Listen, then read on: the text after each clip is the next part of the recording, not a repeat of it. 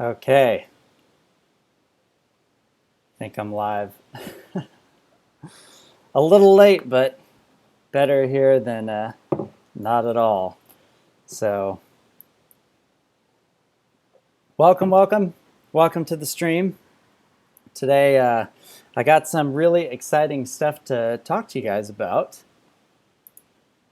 Let me just order my thing here. Okay, so it's my first time doing like a real YouTube live where it's all planned, it's all pre-planned, and the streaming software I was streaming at a way higher resolution than my Mac could handle, so it was like going really slow and I couldn't even tell if it was going to work or not. So we got it working. Whoever's here, I know Agent Black, if you wouldn't mind just saying something in the chat like, yeah, it's working, I can hear you okay.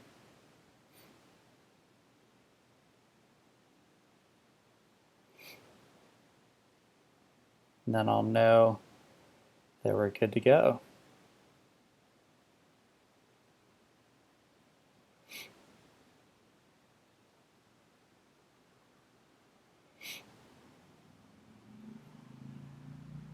Okay. Sweet. Hey, Lori Fig. I know you. Okay. So, I'm going to go ahead and get started, just jump right in here and start chatting.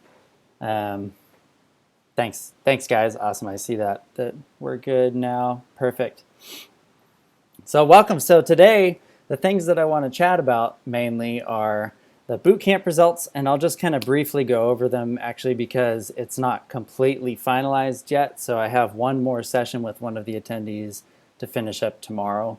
That'll be his last main session and then follow-ups after that. But I wanted to update you guys on how the bootcamp went, you know, some of the surface results that we were able to get.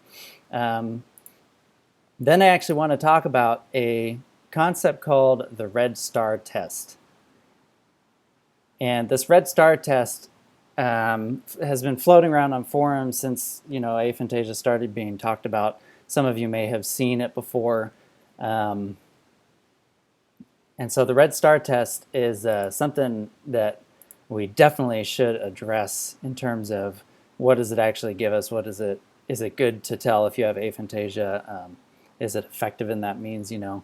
And then also, I want to make a big announcement at the end of the stream here today, which is going to be announcing my first ever eCourse. So first ever, so stick around to the end of the stream if you want more information on the eCourse. I'll be spilling that information at that point. Okay. Looks like my stream's buffering, but I hope it's still going. Anyways, I'll just carry on here. So, the boot camp.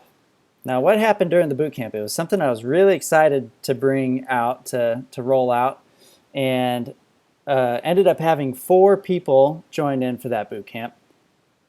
So 4 attendees, and I kind of set it up different in that they were going to be getting some personal coaching throughout the boot camp. They were also going to get some group coaching throughout the boot camp. So how I did that was normally on my regular coaching sessions, I've taught a little bit in the beginning, and then I'll go into the exercises. So I used all the things that I teach, and I condensed them into the group sessions. And then the personal sessions with each attendee was where they actually got to practice and learn the techniques and stuff like that. And then the other aspect of the bootcamp was a Discord server that I ran at the same time. So all those attendees got to go into a Discord server with a bunch of different resources in there, and they got to connect with each other a tiny bit. So I'm going to carry that Discord server idea further as we continue to go forwards, but for now, I'm keeping it private just to those boot campers. Hopefully, I see it on my screen, it's like buffering. I hope it's still running right. Looks like it is. Okay. So the boot camp itself, what ended up happening, let me pull that back up here. So out of the 4 participants that participated within the boot camp, actually 4 of them had something out of the normal happening. Good. Okay. If I'm back. Yeah, Agent Black says lost me for a minute. Lori says I'm still going. Hopefully it's working out all right here. I might have to work out some bugs this run and then on the next YouTube live change some stuff up. But anyways, I'll just continue. So out of the 4 participants that did take part, 4 of them, like I said, had a measure of breakthrough or something that was out of the norm from what they had experienced before within their thought life. So 100% success, what I've developed for people to practice is working indeed. And that's one of the reasons why I launched the bootcamp in the first place, was because I hit a point where I was like, oh, this isn't a maybe going to work sort of thing. This is going to work for people when they apply some of these practices and actually go for developing their mind's eye. It's very, very possible. So it was the first time I said, come, let's do this. We can do it. You will absolutely have something happen. And sure enough, 4 out of the 4 did have something interesting happen. So now what was interesting about where some of the people came in to the boot camp at was, they came to me saying that they wanted to develop their mind's eye. Some of them believed that they had aphantasia. Now through coaching and through understanding and talking in the group sessions where I was teaching about topics especially, we were able to find out some of them indeed had a mind's eye, but it was completely unconscious. Like they couldn't access their mind's eye consciously. Okay. So now that's very, very interesting, and actually something that Adam Zeman with University of Exeter, back when they first did those research papers in 2015, naming aphantasia, that's something that they found, is that some people can have a mind's eye that's active, but yet not be able to access it consciously. It's really, really interesting. And so when I found that out for some of them within the boot camp, then the breakthrough becomes that much easier to access, because all we have to do is bring them up to date with what their conscious experience is in their own thought life, and boom, a lot opened up for them in that regard. So if you're in that boat, like maybe you do have a mind's eye, but it's not fully conscious, then I encourage you immensely, because it's totally possible to get that conscious, to get that moving for you. Working for you. So now one of the ways that we can best tell that if you have a mind's eye that's conscious or not is called binocular rivalry, and that's binocular rivalry. And that is something that Joel Pearson out of the University of South Wales helped to spearhead in terms of researching how the mind's eye operates with actual physical sight perception. And so I had a test that I developed on my own that was kind of based around his ideas, and had those people take that test as well. And so sure enough, that test showed that they did have a mind's eye, but it wasn't conscious until we actually were able to coach them through it. I'm just going to make sure I'm still up, because my screen's been buffering for a while here.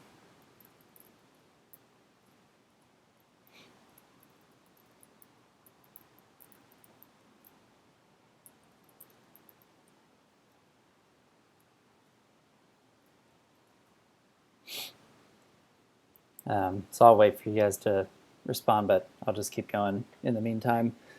Oh, perfect, thank you. I am still live. Yeah, my screen's all frozen. The counter's still going, but I can't tell if it was working or not on my end. So great to have you guys here. Okay. Yeah. So that's a huge point, right? So some people that are watching this may be in that same boat, but we wouldn't really know if you're in that same boat until you took a binocular rivalry test and had an objective measure of the mind's eye. Then we'd be able to know if you have a working one, but it's not conscious, or you don't have one at all. And so more to come on that later, because I do intend to release that binocular rivalry, make that more available for people. I'm just not ready to go there quite yet, because I'm launching some other stuff. So in short, that was the boot camp. One place that you can read some feedback from the attendees themselves is on my Facebook page. So if you go to Facebook, aphantasia meow, one word, just type for that. It's an actual page that comes up, and the last two reviews that people left were boot camp attendees. So if you want to hear from them directly, that's a good way to do it. Check out some of the other resources I have on there. I posted a bunch of stuff. I haven't been posting lately, but posted a bunch of resources and links and stuff on that page as well. So a lot of stuff there for you. So okay, so next, I'll have more to tell about the bootcamp later, but what I want to do for the rest of the stream here is let's do this. Let's chat about this image.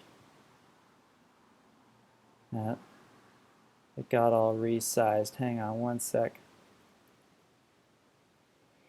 Let's chat about this image, which floats around within aphantasia and mind's eye, you know, conversations online.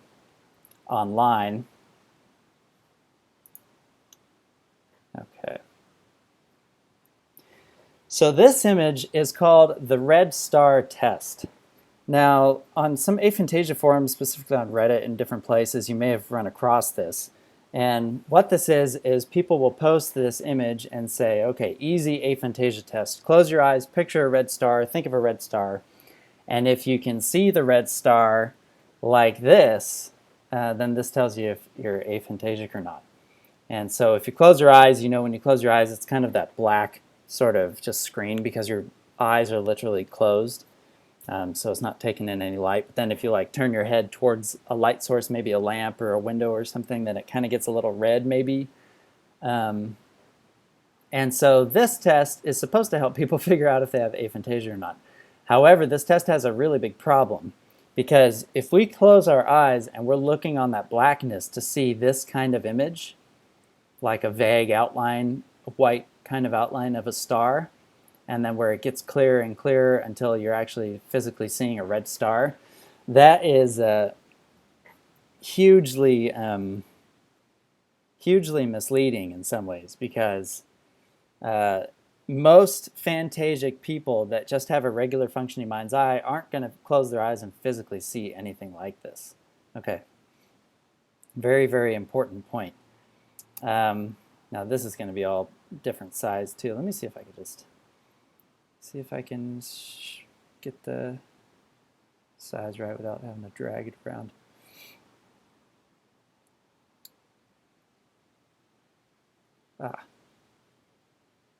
Fit to screen. There we go. So now this is more like what a regular mind's eye in operation is like. So when somebody closes their eyes, even though that blackness is still there out in front of them because their eyes are literally closed, and they start to think of a cat, well, in their thought realm, like in thought form, that's why I put it in the head because it kind of feels like it's happening, you're thinking in your head, right? So in thought form, you're starting to think of a cat, but there's still some detail missing, as you can see, like there's not the full detail of the chin, you know, so the whiskers are kind of barely perceivable. So not much is there, but in thought form, you can kind of think of this cat and what it would look like if you were looking at it. That's regular fantasia. Now, as you creep up the scale of the mind's eye into hyperphantasia, let me just fit this screen here. It's not wanting to. Here we go. As you creep up the scale of hyperphantasia and the mind's eye, how it functions, then you may be able to start perceiving that cat in clearer and clearer detail. Now it's really standing out, right? Now it's like you can see the ears, you can see the whiskers, everything about it is very clear and picture-like. However, the important thing to remember on this is that it's still only in thought form. Okay, so you're still only witnessing something in the realm of your thoughts. It's not anything physically seen. Now let's talk about a different type of visual imagination, which I have termed pro-fantasia. This actually didn't have a name before I started calling it this. Okay, so let's say you have your mind's eye. it's up here in the thoughts, right? It's just in thought form only. Now, when you close your eyes, let's pretend, you know, this is representing the black screen when you close your eyes. Literally because there's no light coming in, so it's just a black screen in front of you. Now, what pro-fantasia, with the pro-fantasia ability, you're able to project an image not only from your mind's eye and think of it in thought form, but also think of that image like this. So let me get this fit here. Working out the bugs. First time doing YouTube Live. Oh, it's not wanting to rescale. Here we go.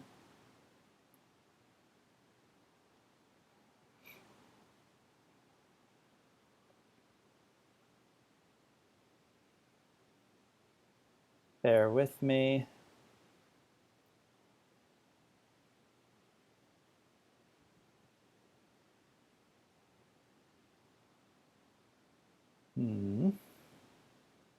All right, finally.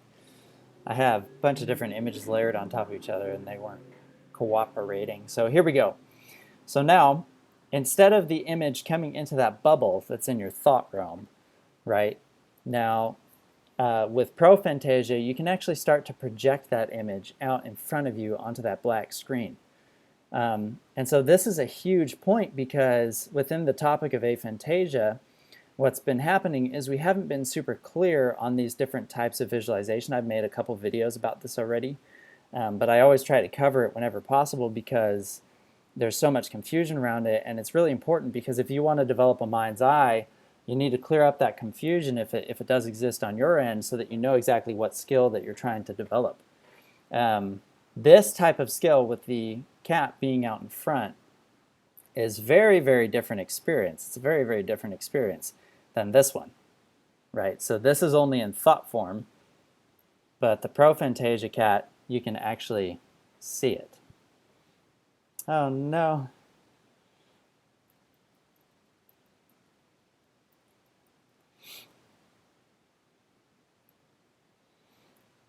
I know my stream is a little slow, so I'm gonna have to work out the bugs after this time around and see what I can do on my end to really make this thing go smooth. I think problem was I was streaming at a way too high resolution, and so it kind of, oh, Agent Black says I'm good. Well, I'll just keep going and hopefully, you know, it smooths out as I go or something. But anyway, so that's a huge point to understand, right? And to really clarify for yourself as you start to journey on this this development process of developing your mind's eye is understanding the difference between pro-fantasia and fantasia. Now the cool thing is both of these, and actually hyperphantasia as well, like really picturing stuff clearly, all three of these types of visualization are fully, you can absolutely develop them. You can work on them, practice them, and develop them. For me, I started more around this sort of thing, where, yeah, I had a mind's eye my whole life, but it wasn't like super to the forefront all the time. It wasn't super perceivable. And after practicing, I was able to go into the realm of hyperphantasia, which some of the bootcamp attendees actually poked up into hyperphantasia during the sessions as well.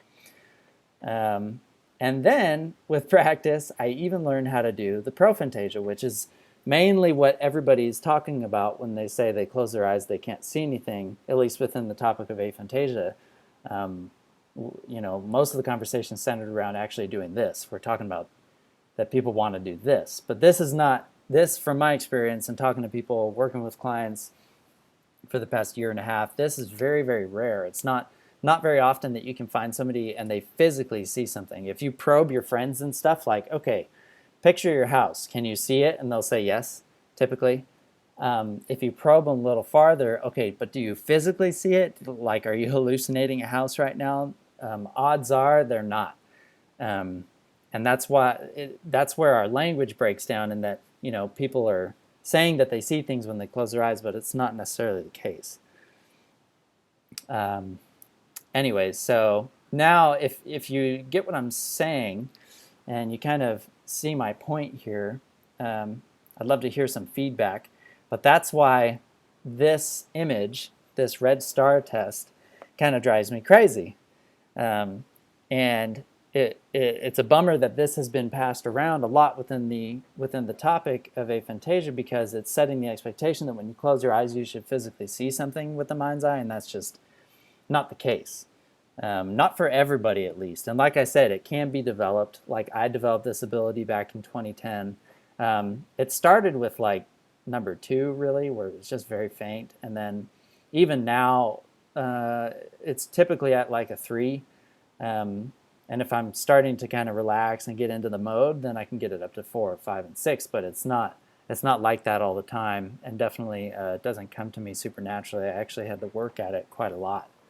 So let me know if that makes sense to you guys that are watching what I'm saying, and why take such pains to describe the difference between these types of visualization.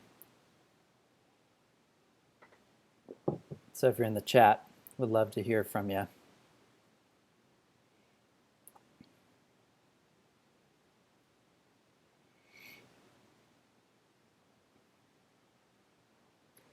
I would wait for a little while to see if anybody wants to chime in, but I can't tell if my stream is like messing up or whatnot. It's just buffering on my end. But anyways, so let's just I'll just continue and hope that this is coming across like I'm intending it to.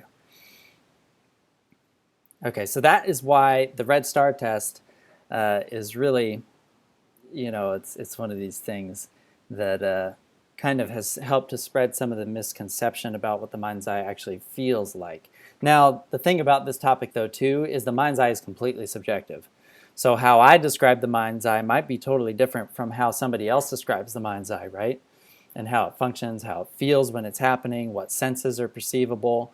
But the thing I would say to that is that, at this point, I've worked with many individuals who had either started with a functioning mind's eye, but maybe it wasn't conscious, and then developed a mind's eye, or I've worked with people who started as aphantasics and had their first mind's eye experience. And so being able to put language around it like I have has really helped. So this is my best attempt to kind of objectify the subjective, right? Put an objective framework and understanding around something that's completely subjective, because I can't put myself into somebody else's head yet. Maybe we'll see in the next 100 years where technology gets in that regard. However, as of now, this is the best that we can do, is binocular rivalry tests, some other questionnaires like the VVIQ, and then putting language around it and bringing some understanding that everybody can sort of relate to. And so that's what I've been trying to do. That's what I've been trying to do with the with all my videos on that topic, and it comes up in almost every conversation that I have with people that are wondering about aphantasia. So hope that makes sense. Okay, so last part of the stream here, I'm wanting to, RJ says there are 1. Yeah, where it's black, right? It's like nothing. So I started like that too. If we're talking about pro-fantasia, that's how I started as well. I want to make sure I answer you guys before I move on, because you guys are here. We can have some dialogue about it. But yeah, so like I said, I started with nothing, and I remember hearing a teacher, like a spiritual teacher guy, and he was saying, oh, when I close my eyes, I can physically see stuff. It's not even like it's just in my head. I can physically see it. And I was like, what? That's awesome. And so even back then, I wanted to develop that skill and came up with some practice points for me just to practice, and ended up developing the skill.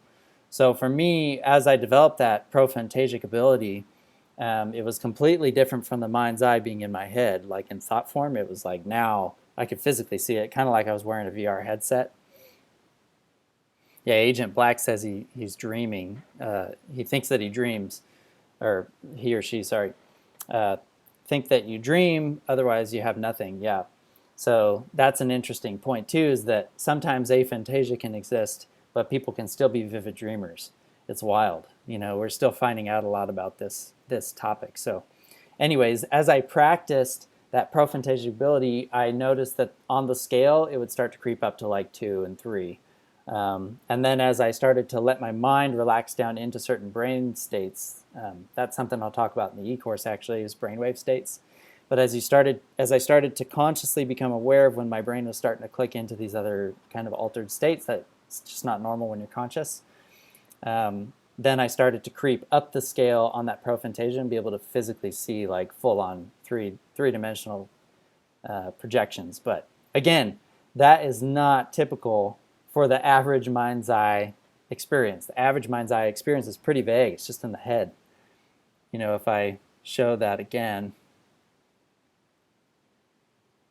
this one here, you know, this is more like what it's like. You're thinking of something in image form, but it's very, very vague, right?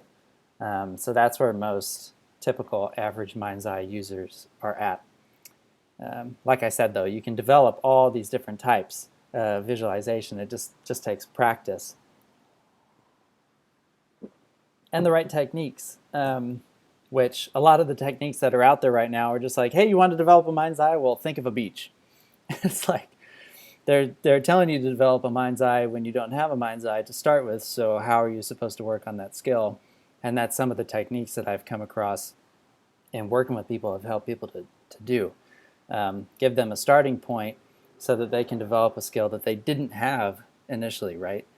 And one of the main keys, I'll just mention this briefly and then go on to my last little bit announcing the eCourse, but one of the main things that I stumbled across that's been a huge key for people to, actually let's share like two big keys here. So one of the biggest keys is absolutely meditation, like I said, because as your brainwave state starts to shift and as you start getting closer into that alpha theta kind of relaxed state, the visualization becomes easier. And that's where most of the breakthroughs happen for people on the actual sessions that I've been doing, is when they're kind of relaxed, they're kind of just flowing in the exercise at hand, and then it happens, right? So that's one huge key, and the eCourse will have my favorite forms of meditation. There's lots of resources you could look up, so just know that that's a key. Number two is using the words to describe sensory information, using words to describe sensory information. Okay, that is absolutely, most of my exercises center around that in various different forms.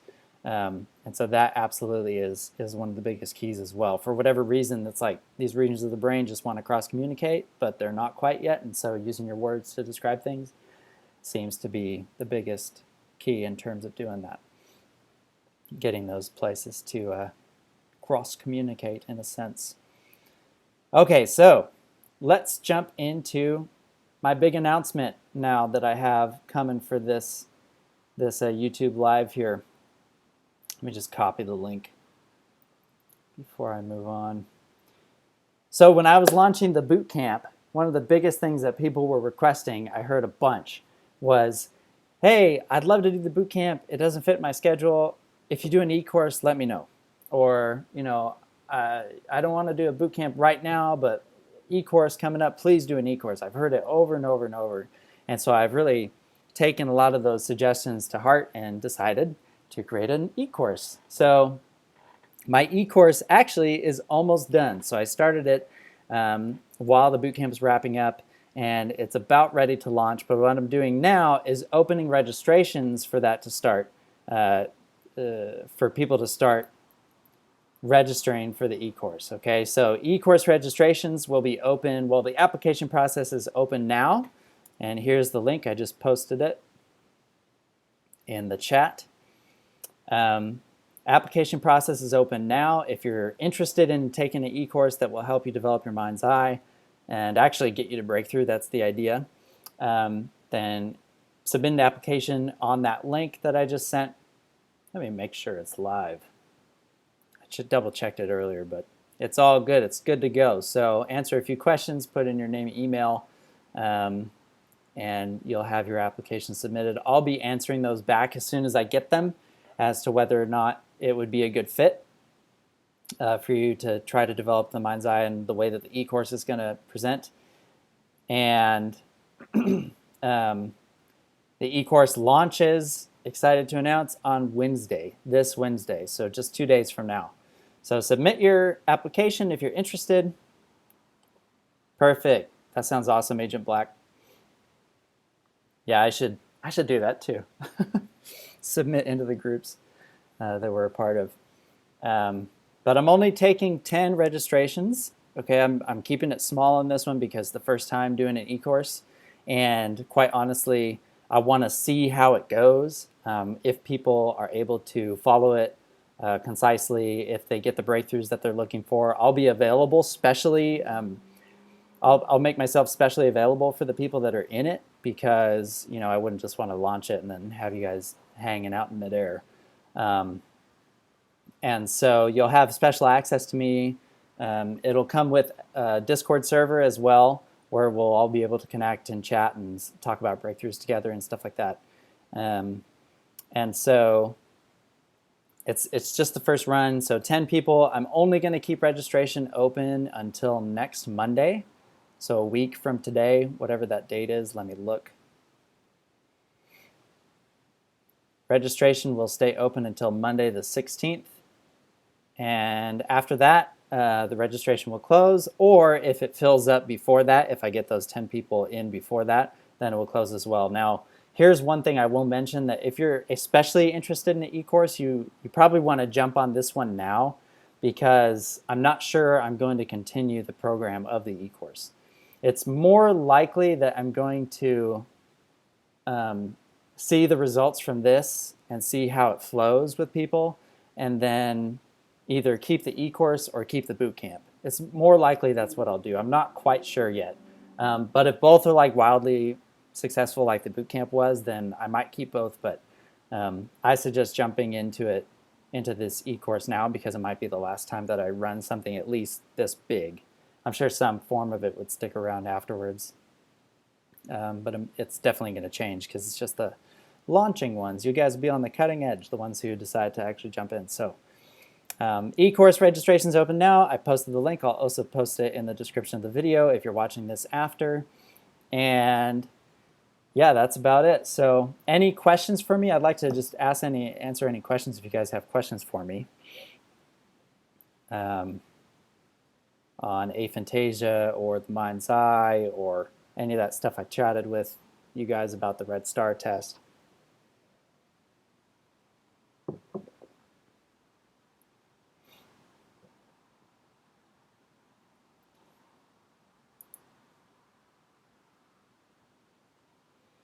If no questions, then I think we are good to go.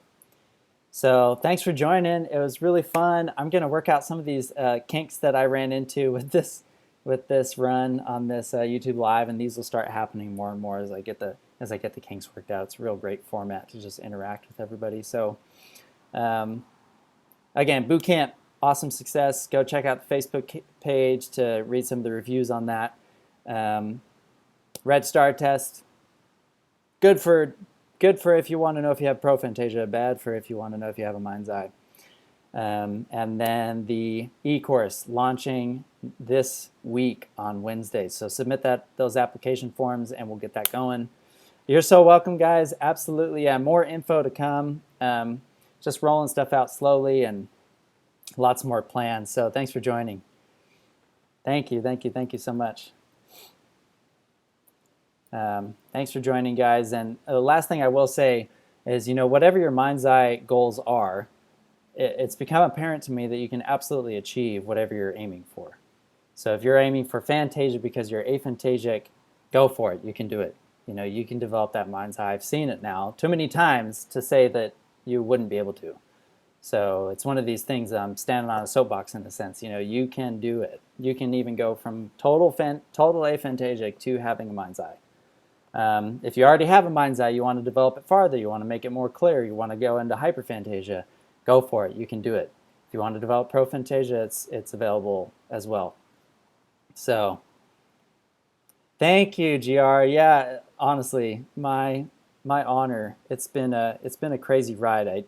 I don't know how much you guys know about the story of why I even stumbled into this, but it's been a blast. I've always been scientifically minded, love neuroscience as a topic, and was really kept up to date with neuroplasticity that's been really pushed in the scientific community for the past 15 years.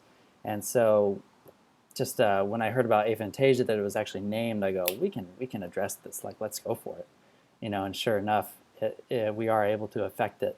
So, oh, just got my first form coming in. That's great. Yeah, you're so welcome, you guys. Feel free to reach out to me on email. My website, there's an email contact on there. So if you guys have any questions for me or anything that you'd like to ask or bounce off of me, feel free. I love answering emails and just having that conversation with you guys. So, all right. So that's about it. And thank you for joining on the stream. We'll do this again very, very soon. Okay, I'm going to end now. See you guys.